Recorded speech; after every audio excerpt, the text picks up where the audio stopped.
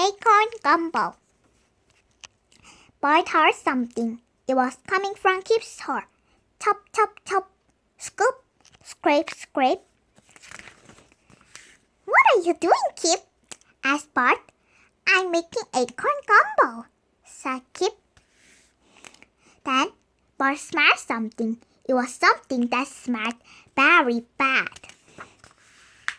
You are going to eat that? Asked Bart. No, said Kip.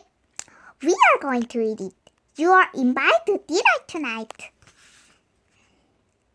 Kip, this doesn't smell good, said Bart. It doesn't smell good, said Kip, but it tastes great. Just then Bart saw something. There's the hawk, she cried. The big hawk was scooping toward the tree.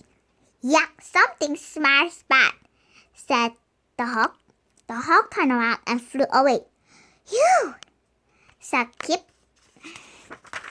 Your acorn gumbo saved us, Kip, said Bart. And you're right, it does taste great.